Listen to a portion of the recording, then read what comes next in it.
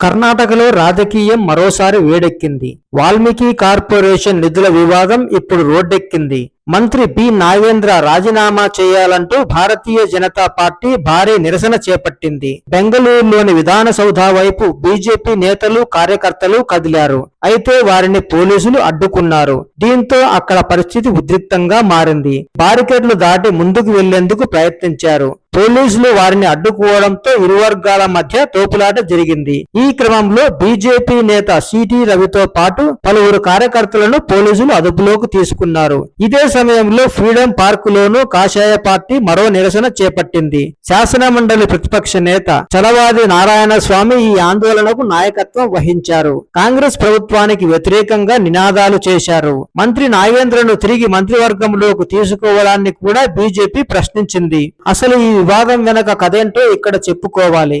కర్ణాటక దళిత Valmiki corporation కు చెందిన సుమారు 187 కోట్ల రూపాయల నిధులపై ఆరోపణలు వచ్చాయి.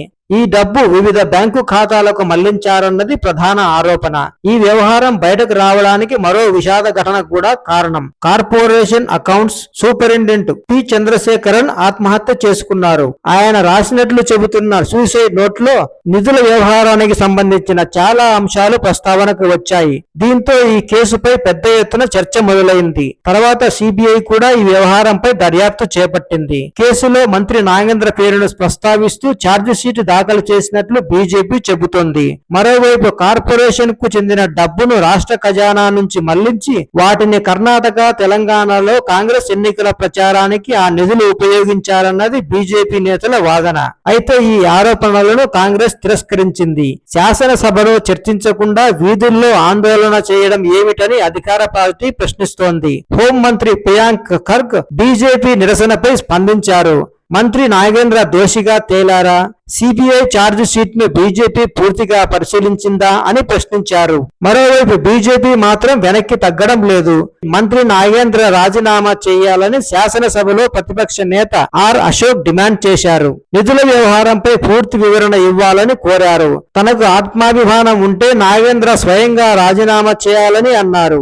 మంత్రి పదవి నుంచి తప్పించిన వ్యక్తిని తిరిగి కేబినెట్ లోకు ఎందుకు తీసుకున్నారని కూడా ప్రశ్నించారు. ఇదిలా ఉంటే బీజేపీ రాష్ట్ర అధ్యక్షుడు విజయేంద్ర కూడా ప్రభుత్వంపై తీవ్ర విమర్శలు చేశారు. ప్రతిపక్షాలను గూండాలు అని విమర్శించడం సరికాదన్నారు. నిరసనను అణిసివేసేందుకు ప్రభుత్వం యత్నిస్తోందని ఆరోపించారు.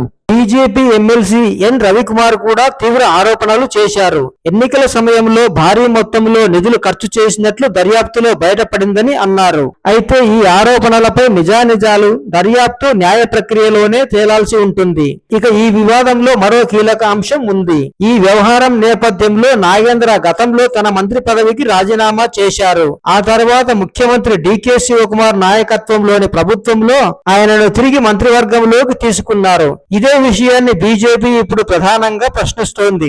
మొత్తానికి 187 కోట్ల రూపాయల నిధుల ఆరోపణలు కర్ణాటక రాజకీయాల్లో మరోసారి ప్రకంపనలు సృష్టిస్తున్నాయి.